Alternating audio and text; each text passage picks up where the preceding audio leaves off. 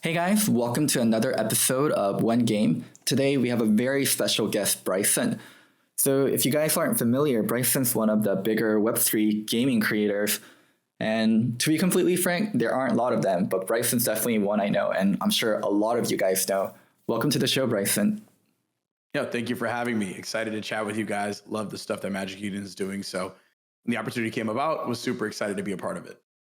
So let's get started with who you are as a creator. I'm sure there's a lot of people that are actually unfamiliar with who you are, so give us a quick intro. Yeah, so I actually got into the NFT gaming space almost a year and a half ago. It was like April of last year. I jumped in kind of as just a gamer who wanted to see what was happening out here in this world. I'd heard about NFTs and video games on the podcast, and I was like, okay, let me see if I can go find some games. The first game I stumbled across was Axie Infinity. Jumped into it, realized that there wasn't an entertaining personality streaming NFT games on Twitch and making entertaining content around this space. So I dedicated a lot of my time, energy, and effort to creating entertaining content and helping build up this narrative of where NFT gaming can go, and grew into one of the bigger NFT gaming personalities across Web3, and probably one of those who most or many people consider helping lead the category and usher in a new revolution of gamers. So from my perspective, I'm a Twitch streamer, YouTuber, content creator. And then the other side to that coin is I run a venture funded startup called Loot Squad.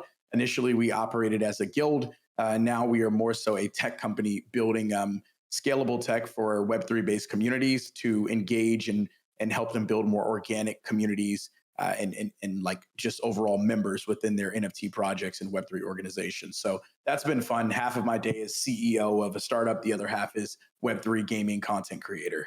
Awesome. That sounds like a dream life. I Busy life. I mentioned this to a lot of Web3 creators and a lot of, especially the ones that are focused on gaming. I'm really bullish on blockchain gaming in a longer time frame, let's say like 5 to 10 years. But in the short term, I'm really unimpressed and I have a really negative viewpoint on blockchain games. I think the biggest games don't really function as games. They're pseudo jobs. People play them mainly for a living, and that's why they have such insane 30-day player retention rate. So that's a North Star stat for a lot of games. They'll talk about, hey, this is our 30-day retention rate. Well, you generally keep a job for a longer period than you play the same game. So yeah. I don't think that's a real stat, and it's kind of misleading for a lot of Web3 games to stand by that.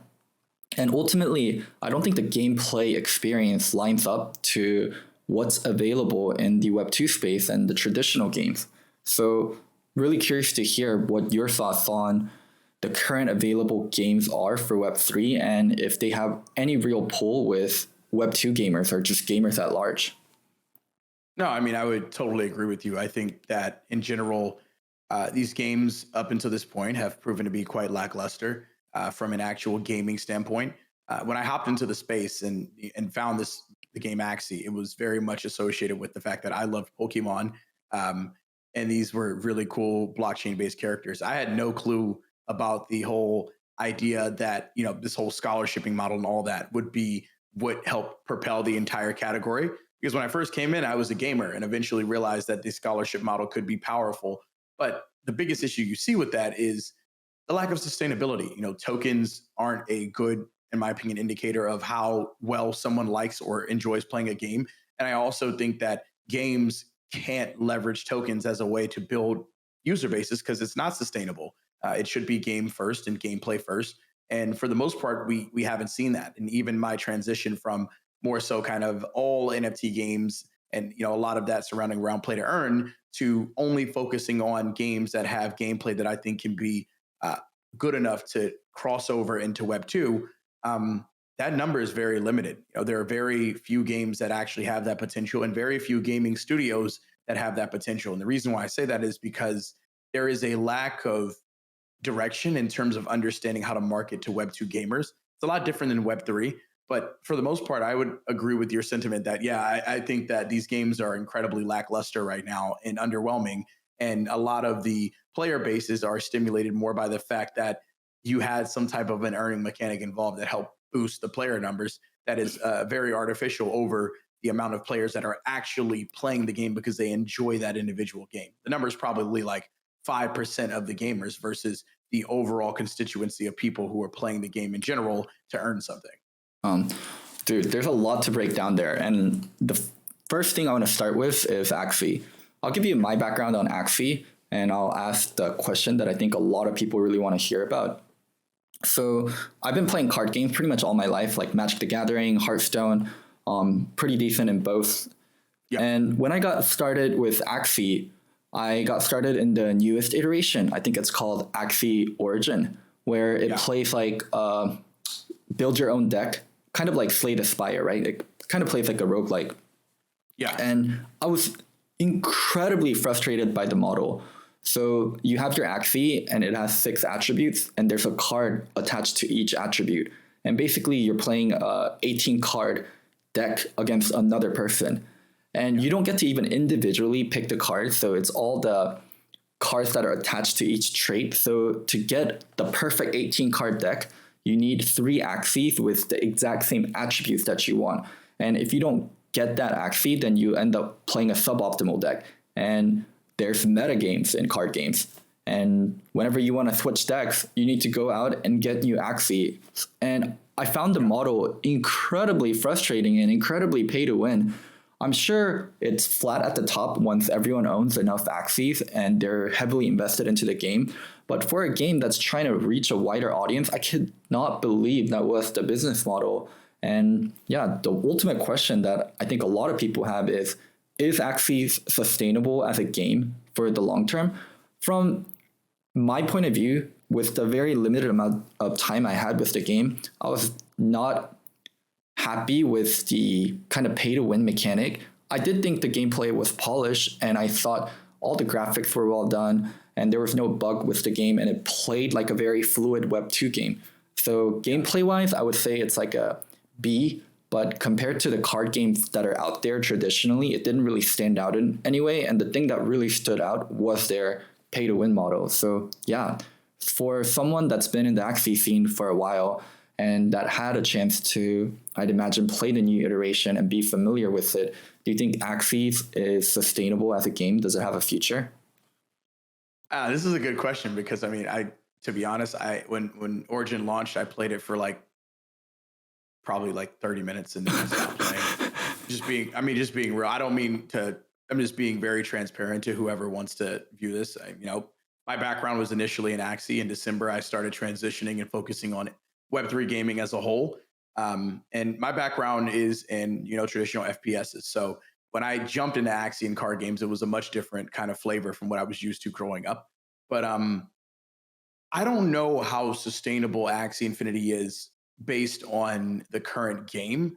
I think that future iterations or things that they might come up with in the future are going to could potentially overtake the game, but I can't speak for what the meta is or how Origin plays because I played it, in pre-launch. I played it when they were testing it out, and then they launched it 11, 12 months later, and it was a very similar game to what you see today. So from my perspective, I'm not too keen on the game, the card game itself. I think it's kind of slow. I preferred the previous version of it, and I don't think that in their current standpoint, they have reached a point where they are done kind of iterating and figuring out what's the best way to market to Web 2 people who play these styles of games.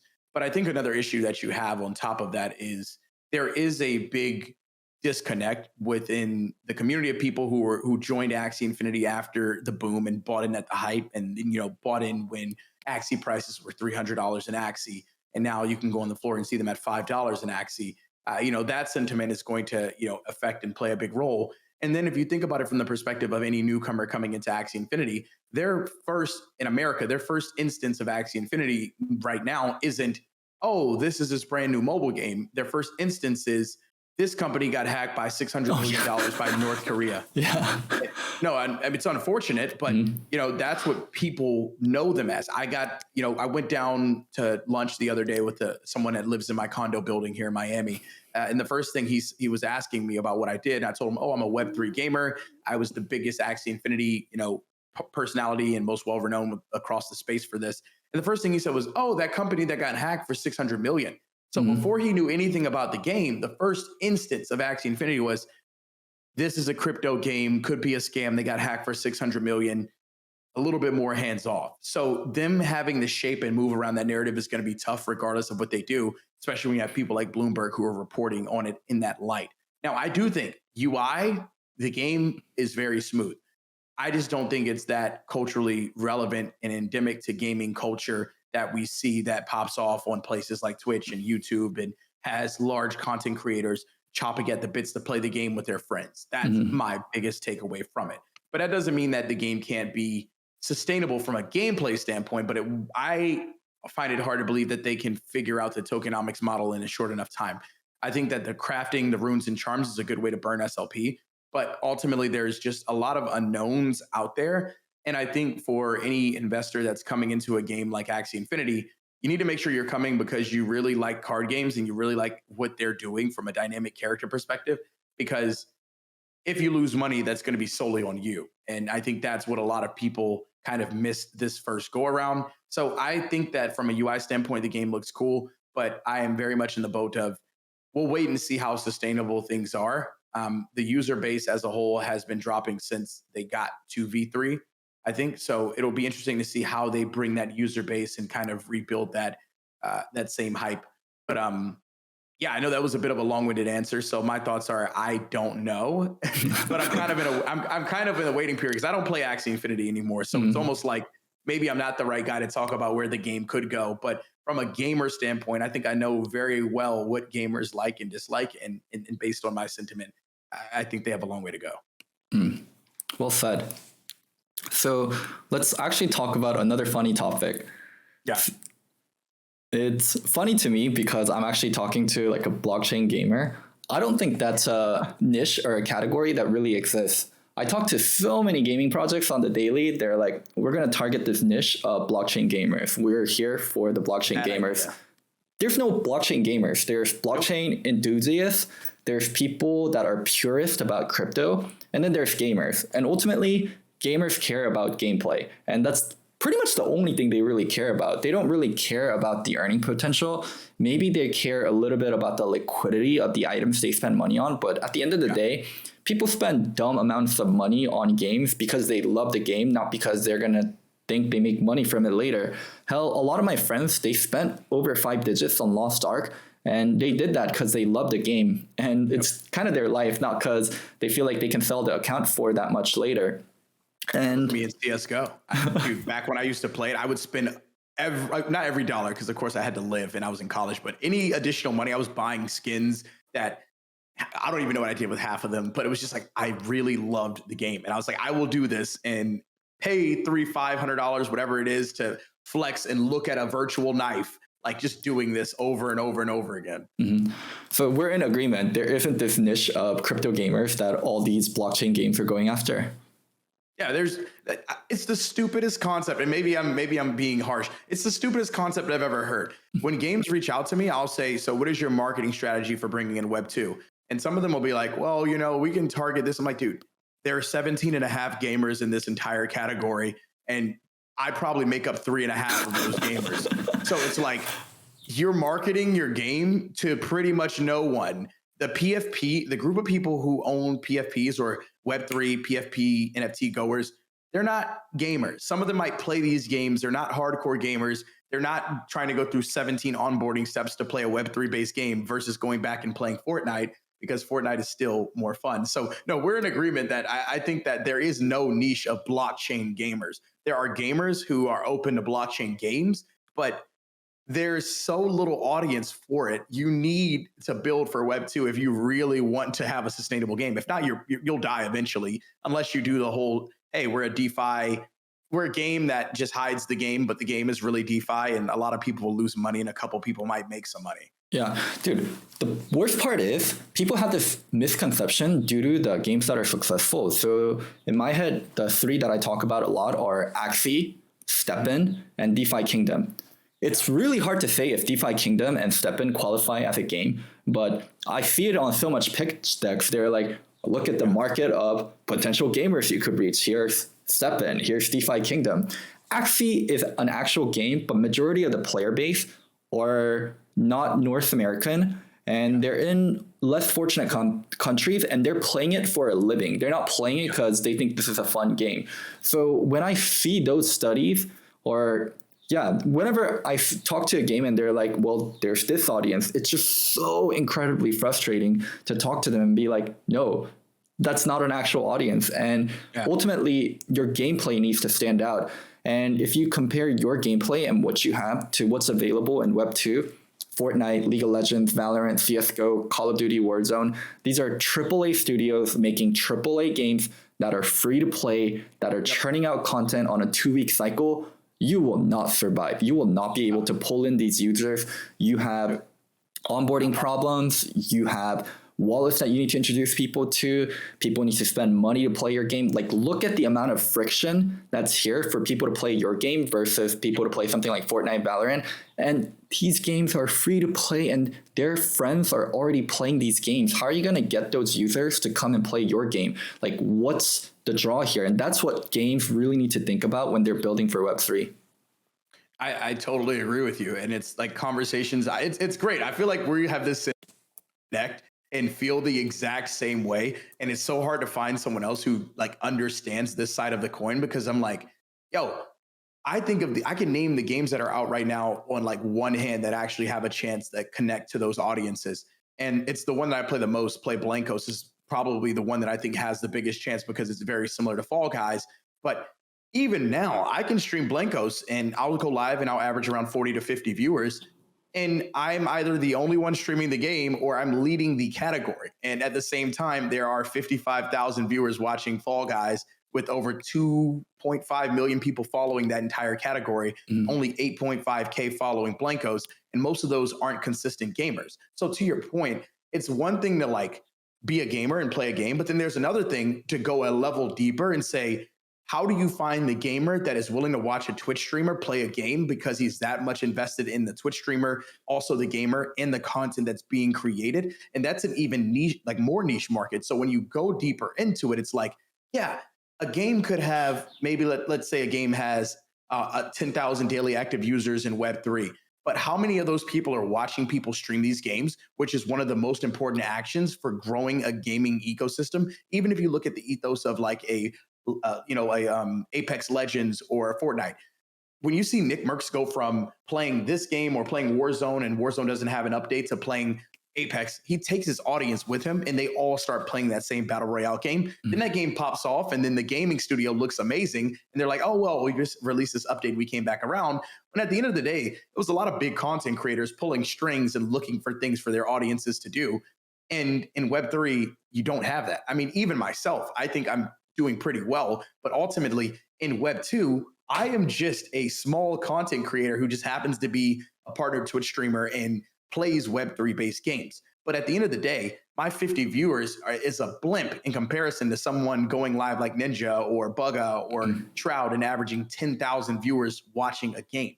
And that's where these games need to be if they want to compete. And to your point, I think we're 5 to 10 years before we see that level of robustness from a marketing, execution, creation, the ability to churn out new content on a regular basis, new updates, iterations. It's deeper than just we launch a game, because we hear so many people say, oh, all you gotta do is make a fun game. So the Halo that launched last year wasn't a fun game. Or Counter-Strike, when it died off and now it's starting to come back, that Counter-Strike just stopped being fun. No, some of these things you can't even put metrics to. And fun is one of the most absurd ones to kind of put a metric to, but you can have the funnest game in the world. I would say that, Among Us was a pretty fun game for a certain amount of time, and now it's not that fun. So what makes it not that fun? For me, it always goes back to content, strategy, and execution around whatever sort of unlockable or created content that an organization or a Web3 gaming studio could create. And right now, they are way behind the ball. Yeah. So you're talking about a loop where people go and play the game, they go watch their favorite Twitch streamer, and then they're on their phone, like watching a YouTube video about that content. Among Us is actually a great example. People played Among Us with their friend group. They watched Toast and Offline TV play live on stream and also check out their video on YouTube. It allowed people to have basically their life centered around Among Us. There was that much content churned out, both from a studio side and a creator side. And yeah, if Web3 games want that kind of audience and want mass appeal, they need to be able to do something like that. And it's going to take a combination of a lot of things, like you mentioned. And there is one thing that I wish Web3 leaned more on, which is the actual crypto and digital ownership part. So a game like poker doesn't function when there isn't money to be wagered. And Yeah. Web3 is actually great for that. You can have like risk-based games. So a game like Tarkov is so extremely fun because anytime you're loading into Tarkov, there is a definite good and a definite bad thing that can happen. There's a high and low of, okay, I came in with my full loadout. I have a higher chance to win, but I could lose all my loadout. I came in pretty empty, but I could kill someone with a high loadout and take all their gear. There's very, very high highs and very, very lows to that game. And if that game incorporated NFTs, I actually think that's something that could be worthwhile because, hey, you have actual digital items that have real meaning, and providing additional liquidity and providing real digital ownership beyond just a game would be meaningful in that game. And yeah, if games that were designed for a Web3 audience in mind utilize tools like that more, I think they'd have a higher success than if they're doing whatever they're doing now, which is just making Web2 games and slapping crypto on it and calling it a day. Yeah. No, I agree with that. Like having more intricacy around the blockchain interactions. I think a big issue is the fact that everyone's like, okay, well, you can just grab this indie game and bring it in and it'll work. I just want to see a world where we focus on gameplay, but then we focus on what are the actual metrics and indicators to bring in new audiences. And I've just always been a firm believer that collaboration and content creation is the way you kind of get there. Like, for example, before you reach a point where people are playing a game, it's like cycles. So brand new game comes out and you don't have any players. Okay, how do you get that first group of players? Normally it's some early adopters. Some people are like, oh, this is pretty good. Fine, fine. But the big play and the play that most of these gaming studios will probably see more success out of, okay, you got a dope game. Like go out and yes, pay to get content creators from Web 2 that play games that are similar to the game that you're creating in Web 3. Try to get them to come in and bring their audience, or maybe not even play it on stream. Maybe they drop a couple TikToks. Yo, I tried out this brand new game. It's similar to this game. Go and try it out if you want. And don't even talk about NFTs or ownership or anything like that. Just solely talk about the game first and give people time to decide how much they want to participate on the Web3 related front. Because one, a lot of people don't realize a lot of these algorithms for the major social media platforms hate the word NFT. They actually don't like when you talk about NFTs in Web3 because it pulls away from the actual money that's being made when people have their eyes on traditional gaming content or things that don't involve monetary related discussions. So beyond that, especially in gaming, in a world where most gamers think NFTs are bad based on the propaganda that is spewed by a company like Steam, where it's like, oh, well, NFTs and crypto on the blockchain is bad, so we're not going to, leverage it on our platform. That's fine. But okay, now Steam has 100 million users who are like, nope, we're hands off of the NFTs now. So now it's a retraining process, and it takes a lot longer to get those individuals open to the idea of Web3 gaming and NFTs. So when that happens, and education through saying things like you have ownership doesn't work, it goes back to what content can be released and how can you leverage content creation to get people involved. I've seen more success over the past 3 weeks releasing YouTube shorts and Instagram reels and people saying, what game is this? Oh, this looks fun. Oh, this is entertaining, and getting them to try it out based on gameplay than I did by trying to tell people, oh, you can own the assets in the game. Because what's the point of just this asset ownership in a game that no one wants to buy assets in? The game has to pop off in some way, shape, or form. But it's like we're missing steps 1 through 8 to get to the part where asset ownership actually is important to the gamers. It's like, okay, it's game, it's content, it's streamers, it's integrations, it's tournaments, it's competition, it's all of these things that we are missing on the left side of the spectrum that are very much Web 2 before we can get to Web 3 actually making sense for a lot of these games. I love this topic of NFTs and creators and influencers. I actually think in the far, far future, NFTs will do so much for creators and influencers. They'll have their own NFTs that aren't an actual scam. And if you're a mega fan and you own like a rare NFT from a streamer, I'm sure benefits will be like 15-minute Discord call with the streamer every month that you can claim if you own this NFT.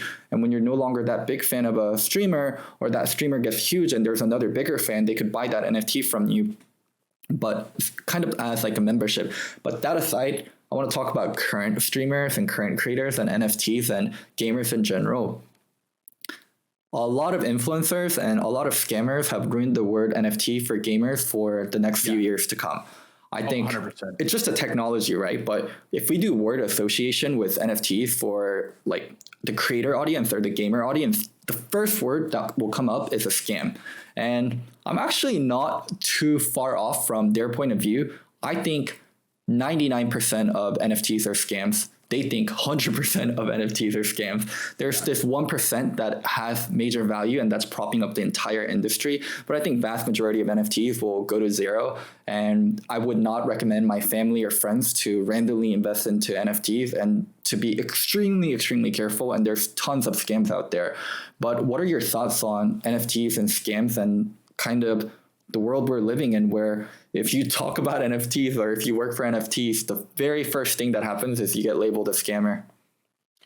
I would agree with that. I think that most of them will go to zero, and we've heard it being talked about tons of time, but it's even higher in the gaming space because most people fail to realize gaming and the execution of building a game based on an NFT, a traditional game that's actually good takes anywhere from 2 to 5 years to build.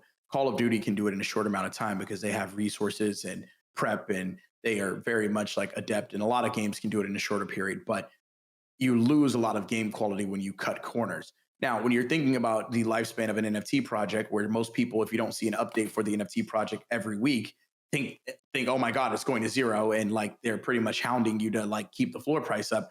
There's no way where most of these games are going to be able to create sustainable games and NFTs in this ecosystem. So my thoughts are very much aligned to yours exactly. I think that most games will fail, and finding the few that do win will involve finding the few that don't even use the word NFT in their marketing. If you look at most of my recent YouTube videos or content, I stay away from using the word NFT. I want people to look at me as a gamer. Only difference is, I started and I play Web3 games. But that doesn't mean that I have to shill the word NFT every time I put out a post. I think it actually is counterproductive to the growth of the space. To your point, the NFT is the technology, but we should call it skins. If it's virtual land, call it land or real estate, virtual real estate. But at the end of the day, the word skins is a good word. It's a word that's continued to be at the forefront of gaming. So why change something, or if it ain't broke, don't fix it, in my opinion. The word NFT is never going to replace the word skins, but it will always be looked down upon by people who use the word skins. So let's keep the word skins going and use it to growth hack and build strategies that really do attract gamers that aren't familiar with Web3. Well, we're nearing the end of the episode. You've been an amazing guest. I want to give the mic back to you. Is there any topics or anything you want to shout out? Oh man, you're giving me too much credit, but I appreciate chatting. We definitely jam out more offline. I would say in general, for those who are looking to be participants in the space, actually stop investing in NFT assets from a gaming standpoint. No, like seriously, if I was giving one piece of advice to any newcomer, I wouldn't buy a single in-game asset right now. I would literally take the first couple of months and play every free-to-play game that is out there and find a couple games that you like, then go back and play your Web2 games. And if you can go back and play your Web2 games without thinking about the game that you played in Web3 that might be similar, then NFT gaming hasn't gotten to a far enough point for you to take your time, energy, and effort and jump into it. Now, if you do find a game that you feel like, wow, this game actually is comparable, then stick with it. But don't go out and buy assets in these different games and ecosystems, because most of them will fail. And at the end of the day, it's going to change and harm the experience for any newcomer that comes into gaming. They buy $100, $200 NFT, game fails, and they haven't even gotten to use their joystick once to play the actual game. So that's my kind of takeaway in terms of where a lot of the gamers that are coming into Web3 should end up. And for those who are Web3 participants, stop shilling crap games. Stop trying to get people to play games that are pixelated that we know aren't going to take off, or gaming ecosystems that sent us 30 years into the past of what gaming was when it was on a Nintendo 64 or a Dreamcast. Like, stop doing that, and we'll find a better and more even ground on how we bring gamers into these ecosystems. But I don't care to play your pixelated game or your 2D game that isn't going to go anywhere and will continue to do nothing for anybody other than you and the bags that you are shilling. So be transparent, be open, be honest, and let's build the future of gaming in a way that actually makes sense. Well said. We'll end on that. Thank Thank you for having me.